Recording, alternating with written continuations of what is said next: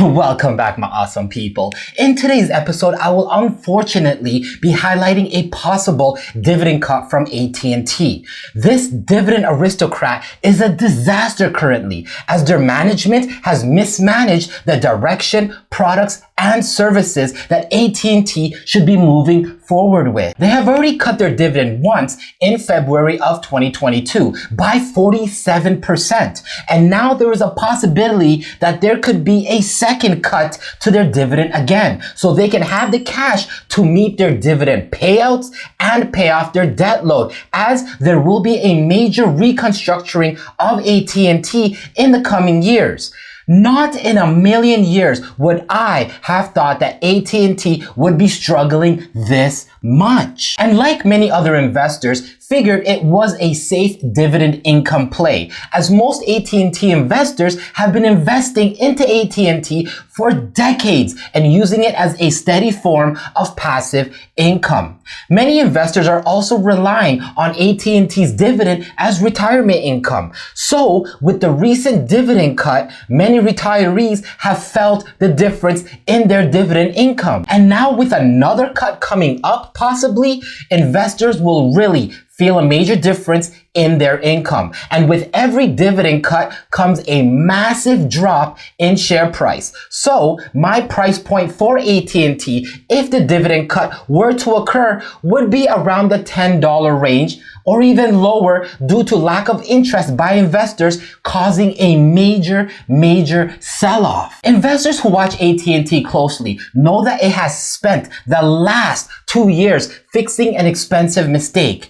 AT&T not only strayed away from its core service offerings, but also overpaid to enter the pay TV and content markets. And investors continue to stay away from the stock, and its dividend is likely a reason. Despite the 47% cut from the first dividend cut, the payout has brought worry instead of relief. So much so that AT&T might want to eliminate the dividend completely. The focus on the dividend might come as a surprise, since after 35 years of consecutive increases, AT&T slashed the annual dividend from $2.08 per share to $1.11 per share. The dividend is facing more issues than just confidence. In the first quarter of 2023, free cash flow, which often finances dividends, came in at $1 billion. That did not cover the quarterly dividend cost of $2 billion. Although the company could fund the payout if it meets the estimate of $16 billion in free cash flow this year, but the low Q1 free cash flow figure has been a cause for concern. And with the current Q2 results, it's still on the fence. And on top of that, after the cash infusion from the spin-off of Warner Media, AT&T holds almost $140 billion in total debt. Eliminating the dividend would save AT&T $8 billion annually, freeing the company to make progress on reducing its massive debt load. Dividends are not the only factor pressuring its free cash flow. Maintaining and expanding 5G and fiber networks comes at a massive cost. AT&T spent $4.3 billion in Q1 of 2023 on capital expenditures, which is consistent with spending on it during its past quarters. And with ongoing competition from Verizon and T-Mobile, it likely cannot afford to cut that spending budget. But AT&T would face no such problem if had a possible dividend cut.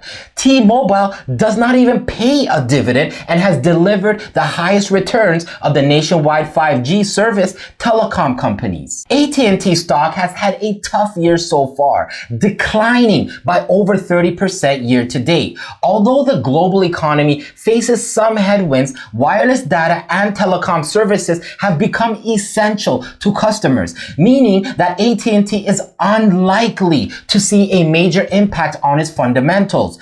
AT&T's first quarter earnings were weaker than expected, with the company's subscriber growth slowing, as AT&T only added about 425,000 postpaid phone customers, which is down from almost 700,000 customers a year ago, with cash flows also coming in weaker than expected. There are also concerns that competition is getting heavier and heavier in the wireless sector. While pay TV player Dish is building out its own 5G network, there have also been reports that Amazon, yes, Amazon has been in talks with multiple operators to potentially offer low cost or even free wireless services for its Prime members. This could hurt wireless players who have invested considerably in building out their 5G networks, which includes AT&T, Verizon, and T-Mobile. I like buying the new AT&T in its current $15 price range, as the dividend is the big reason to own this stock. Collect it for income or reinvest the dividends for long-term compound gains to build a position and then live off the dividends during retirement. But the dividends is the draw, folks. It is the main character. If for some reason the dividend were to be cut significantly again, shareholders would likely flee and the stock would fall as far as even single digits. This is because it is owned by income-seeking investors. Dividends, simply put, are a major source of income for many investors. AT&T has a long history of paying dividends, and many investors rely on this income to supplement their retirement. A dividend cut would also mean that financial goals would not be met, and that investors would receive less money each year, which could have a significant impact on their financial plans.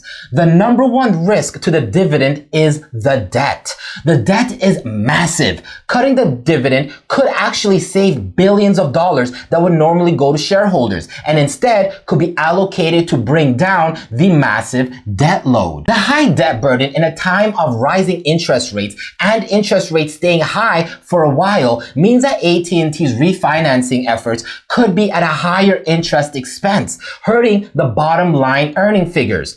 Management has been improving the balance sheet by selling off assets and paying down the debt. In 2022, through all of its divestitures and asset sales, AT&T has cut debt by over $20 billion. And AT&T is looking to trim another $30 billion by 2025. This means a lot more debt will be paid down and a lot of cash will be devoted to debt repayment. Ultimately, AT&T's best move is probably to, unfortunately, just eliminate its dividend. By eliminating the $8 billion per year in dividend costs, AT&T could better address its debt problems. Ending payouts would also help AT&T follow in the footsteps of T-Mobile, which has delivered considerable returns for investors without paying dividends. After years of stock price declines, it seems that suspending the dividend could foster more investor confidence than maintaining it. So Jacob Rant, what are you doing with AT&T? Are you buying more at these low prices?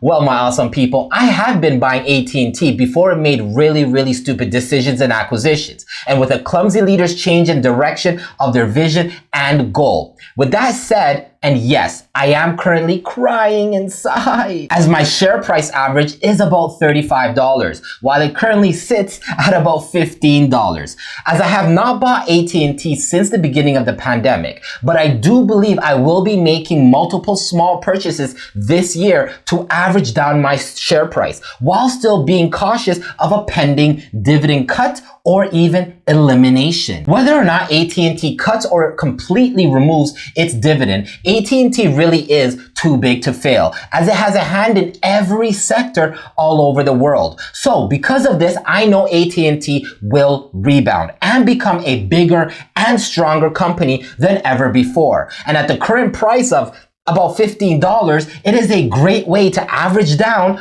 or start a new entry point if you don't have AT&T. As in a few years, they will have reduced their debt significantly, eliminated all their dead products and services, and on track to restructure their whole business model. So keep an eye on AT&T because it does have an opportunity to surprise its shareholders and the telecom sector as a whole. And remember, my awesome people, just like all the information I mentioned in my videos, assess your risk appetite, always diversify, and please do your own due diligence because I am just a clown on YouTube. Stay ranting.